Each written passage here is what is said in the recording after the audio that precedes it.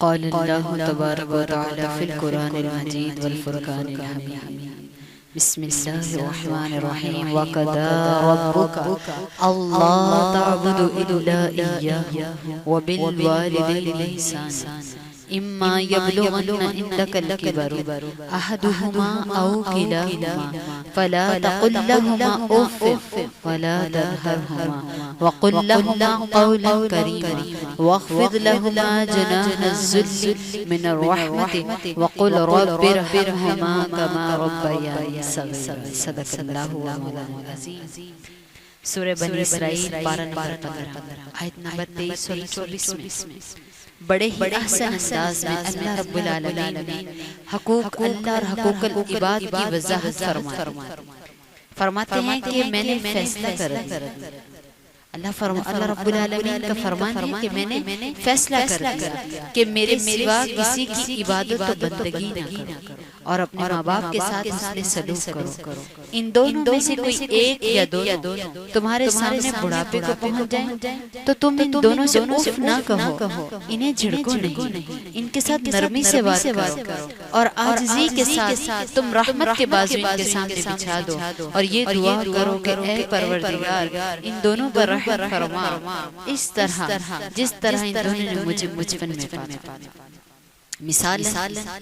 میں یوں کہنا چاہوں گی کہ اگر میں کہوں زندہ رہنے کے لیے کھانا اور پینا ضروری ہے تو پتہ چلے گا کہ زندہ رہنے کے لیے کھانا بھی ضروری ہے، پینا بھی ضروری ہے، ترتیب بے شک کوئی بھی ہو۔ اسی طرح اللہ رب العالمین نے حقوق اللہ اور حقوق العباد کی وضاحت اتنے احسن انداز میں کی کہ تم رب کی عبادت و بندگی تب تک مکمل نہیں کر سکتے جب تک والدین کے ساتھ حسن سلوک نہ کرو۔ سورہ رعد میں، سورہ عنکبوت میں، سورۃ النساء میں اللہ رب العالمین نے والدین کا اپنے ساتھ رکھ کے تذکرہ فرمایا اور فرمایا کہ تمہارے رب نے فیصلہ کیا ہے کہ میرے سوا کسی کی عبادت نہیں، بندگی و پوجا نہیں، پرستش نہیں، میرے علاوہ کسی کو رکوع و سجدہ نہیں۔ اللہ فرماتے ہیں خالصتاً عبادت میری کرو اور حسن سلوک والدین کے ساتھ کرو، کیونکہ خالق تو اللہ ہے، تخلیق کرنے والا اللہ ہے، مصور اللہ ہے، تو جننے والی ماں ہے، رازق اللہ ہے، رزق دینے والا اللہ ہے، پر کما کے لانے والا اللہ رب العالمین نے دنیا میں ظاہری وسیلہ باپ بنا دیا اور اللہ رب العالمین کرسی حاوی کا مالک ہے، لیکن انسان کی پہلی ماں جگہ، پہلا اس کا سہارا، پہلا اس کا گھر ماں کا پیٹ بنا دیا، پھر ماں کی گود بنا دی، پھر اس کے لیے سہارا باپ کے کندھے بنا دیے۔ اللہ رب العالمین فرماتے ہیں کہ تم خالق کی بھی بندگی کرو تو جو ظاہری تمہارے ساتھ جنہوں نے حسن سلوک کیا ہے تم ان کے حسن سلوک کا یہ صلہ دو کہ ان کے سامنے اپنے رحمت کے بازو بچھا کر رکھو، ان کو اف بھی نہ کہو، ان کو مت جھڑکو، کیونکہ یہ والدین کوئی پیدائشی بوڑھے نہیں تھے، تمہیں پالتے پالتے، تمہیں سنبھالتے، تیری ماں تیرے لیے سردی گرمی برداشت کرتی رہی، تیری ماں نے تجھے تکلیف سے جنا، تجھے 2 سال دودھ پلایا، تیرے باپ نے تیرے لیے زمانے کی سردیاں گرمیاں تلخیاں برداشت کر کے تجھے رزق فراہم کیا۔ تو اللہ رب العالمین فرماتے آج ان کی ہڈیاں کمزور ہو گئی، تیری ہڈیوں میں، تیرے بازو میں طاقت آ گیا، اپنے وہ بازو جو ان کی محنت سے طاقتور ہو گئے، وہ بازو محبت کے ساتھ ان کے لیے بچھا کر رکھ کہ ان کی ہر آواز پر لبیک کہہ، کیونکہ میرے آقا کا فرمان ہے جس نے ایک رات جنہوں نے زیادہ راتیں خدمت کی، زیادہ سنبھالا، ان کے لیے میں کہوں گی سبحان اللہ۔ میرے آقا نے فرمایا جس نے ایک رات بھی اس حالت میں گزار دی کہ اس کے ماں باپ اس سے راضی تھے، اللہ اس سے اتنا راضی ہو جاتا ہے کہ اللہ رب العالمین قبل از فجر ایسے بندے کے لیے جنت کے دونوں دروازے کھول دیتا ہے۔ اللہ جنت کے دونوں دروازے کھولتا ہے، فرشتے خوش آمدید کہتے ہیں، لیکن سن لو جس نے والدین کو ناراض کر دیا، ناراض کر کے ایک رات گزاری، اس کے لیے بھی اللہ دن چڑھنے کا انتظار نہیں کرے گا۔ قبل از فجر جہنم کے دونوں دروازے کھولے جائیں گے، دروغہ جہنم اس کو پیشانی کے بالوں سے پکڑ کر گھسیٹیں گے۔ جس نے والدین کی اطاعت کی، میرے آقا فرماتے ہیں تحقیق اس نے میری ہی اطاعت کی، جس نے والدین کو راضی کر لیا اس نے مجھے راضی کر لیا، جس نے مجھے راضی کیا اس نے رب العالمین کو راضی کر لیا، اور جس نے رب العالمین کو راضی کیا اس کا ٹھکانہ جنت ہے۔ جس نے والدین کو ناراض کر کر دیا اس نے مجھے ناراض کر دیا، جس نے مجھے ناراض کیا اس نے پروردگار عالم کو ناراض کر دیا، جس نے اسے ناراض کر دیا اس کا ٹھکانہ جہنم ہے، وَبِئْسَ الْمَصِيرُ، اور وہ کیا ہی برا ٹھکانہ ہے، وہ کیا ہی بری پلٹنے کی جگہ ہے۔ میرے آقا نے فرمایا تمہیں کبیرہ گناہ کے بارے میں نہ بتا دوں، تمہیں نہ بتا دوں کون سا گناہ کبیرہ ہے؟ کبیرہ گناہ اسے کہا جاتا ہے اگر مرتکب توبہ کیے بغیر مر گیا تو واصل جہنم ہوگا، دنیا میں اس کی معافی کے بغیر مر گیا تو واصل جہنم ہوگا۔ میرے آقا نے فرمایا نہ بتا دوں تمہیں کہ وہ کبیرہ گناہ کیا ہے؟ صحابہ نے عرض کی جی ہاں یا رسول اللہ۔ آپ نے فرمایا اللہ کا شریک ٹھہرا، اللہ کا شریک، جس نے اللہ کا شریک ٹھہرا اس نے کبیرہ گناہ کیا، اور جس نے والدین کی نافرمانی کی، اللہ اکبر، وہ جننے والی ماں کی نافرمانی کر دی، وہ پالنے سنبھالنے والے باپ کی نافرمانی کر دی، ان کمزور ہڈیوں کا آسرا نہیں بنا، تو اللہ فرماتے ہیں، اللہ کے محبوب فرماتے ہیں اس نے کبیرہ گناہ کیا، اور اتنے زور سے یہ بات فرمائی، اتنے جوش سے یہ بات فرمائی میرے آقا نے کہ ٹیک لگا کر بیٹھے ہوئے تھے، ٹیک چھوڑ کر آپ سیدھے ہو کر بیٹھ گئے۔ میرے آقا نے فرمایا کبیرہ گناہ یہ ہے اللہ کا شریک ٹھہرانا، والدین کی نافرمانی کرنا، جس نے اپنے والدین کو ناراض کر دیا اس نے مجھے ناراض کر دیا۔ آئیں اللہ کے محبوب کا انداز دیکھتے ہیں، دودھ پلانے والی رضائی ماں، جننے والی ماں نہیں ہے، پیدا کرنے والی ماں نہیں ہے، رضاعت کی ماں ہے کہ جس کے سینے سے اللہ نے خوراک مہیا کی۔ جب وہ ماں آئی تو میرے آقا دو عالم صلی اللہ علیہ وسلم نے وہ قبلی جسے اللہ فرمائے یا ایھا المزمل، جس کو اللہ فرمائے یا ایھا المدثر، میرے آقا نے وہ قبلی اتاری اور اس ماں کے قدموں کے نیچے بچھا دی۔ صحابہ کرام حیران پریشان ہے، یا رسول اللہ صلی اللہ علیہ وسلم یہ بڑی عورت کون ہے جس کا اتنا اعزاز و اکرام ہے؟ میرے آقا نے فرمایا کہ یہ وہ عورت ہے، یہ میری ماں ہے جس کے سینے سے اللہ نے مجھے خوراک دی ہے۔ جب میرے آقا نے اتنا احترام کر کے دکھا دیا عشق رسول کہ عظمتاں کی سنا دیاں، عظمتاں کی سنا دیاں، عظمتوں والے نبی نے اپنے قبلی مائی کے قدموں میں بچھا کر بتا دیا کہ عظمتاں کی سنا دیاں، تار دیاں نے دعا دیاں، تار دیاں نے دعا دیاں۔ حضرت ابو ہریرہ رضی اللہ تعالیٰ عنہ دوڑتے ہوئے روتے ہوئے بارگاہ رسالت آپ صلی اللہ علیہ وسلم میں حاضر ہوئے، آکے جب روتے ہوئے عاشق کو دیکھا تو آقا علیہ السلام نے فرمایا ابو ہریرہ کیوں روتے ہو؟ تو حضرت ابو ہریرہ نے عرض کی یا رسول اللہ صلی اللہ علیہ وسلم میں نے آپ کے لائے ہوئے دین کو قبول کر لیا،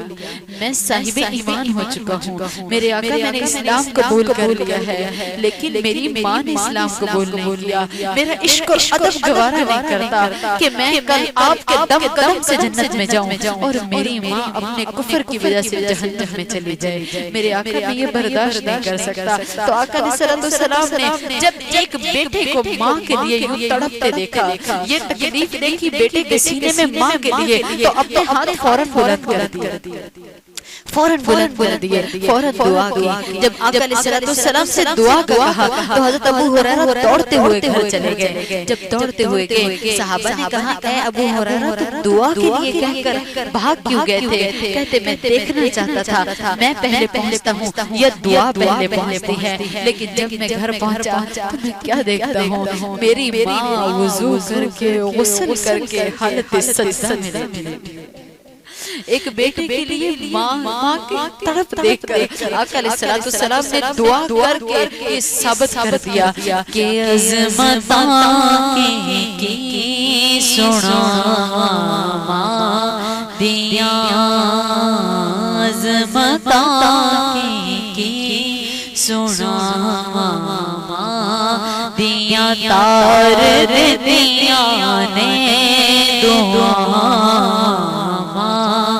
دیاں، اور رو پے پیارے مصطفیٰ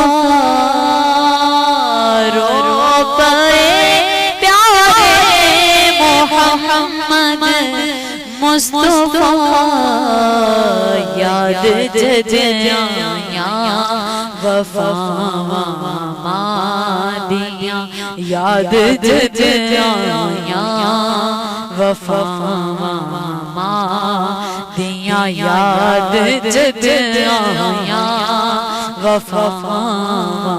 مادیاں. ادھر حضرت اسماء بنت ابو بکر صدیق رضی اللہ تعالی عنہا سرکار دو عالم صلی اللہ علیہ وسلم کی بارگاہ میں حاضر ہو کے عرض کرتی ہیں یا رسول اللہ صلی اللہ علیہ وسلم میں مومنہ ہوں، میری ماں نے ابھی اسلام قبول نہیں کیا، اگر میری ماں میرے گھر تشریف لائے، میری ماں میرے گھر آئے تو میں کیا اس کے ساتھ رشتہ داری کا پاس رکھتے ہوئے حسن سلوک کر سکتی ہوں؟ وہ مجھ سے خیر کی طالب ہے، میرے آقا کیا میں اس کی مدد کر سکتی ہوں؟ میرے آقا نے یہ نہیں فرمایا وہ کافرہ ہے،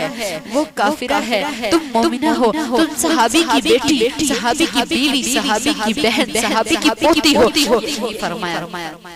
فرمایا اسماء تم اپنی ماں کے ساتھ حسن سلوک کر سکتی ہو.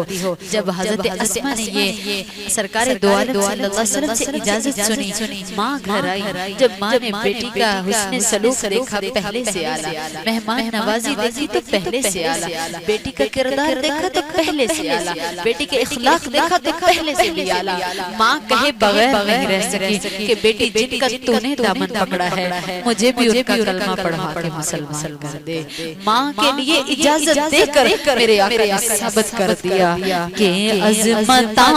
کی سنا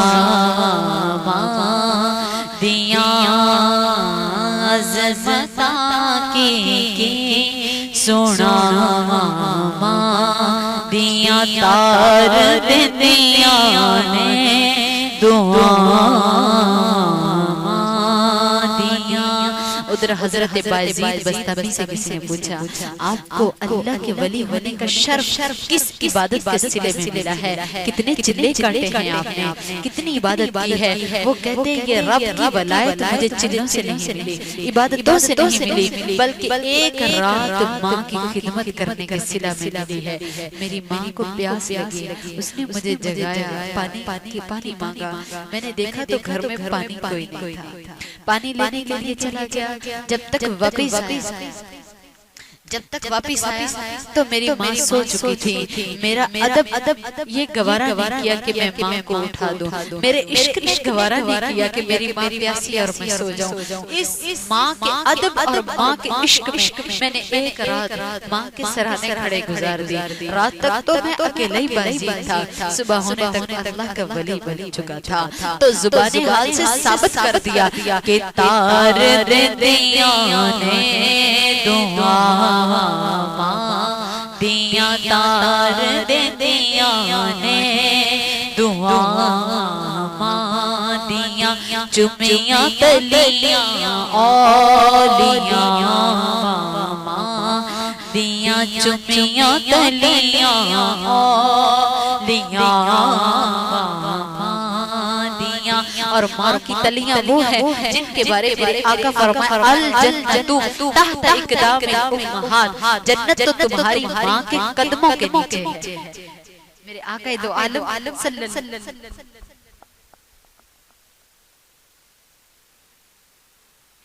چمیاں تلیاں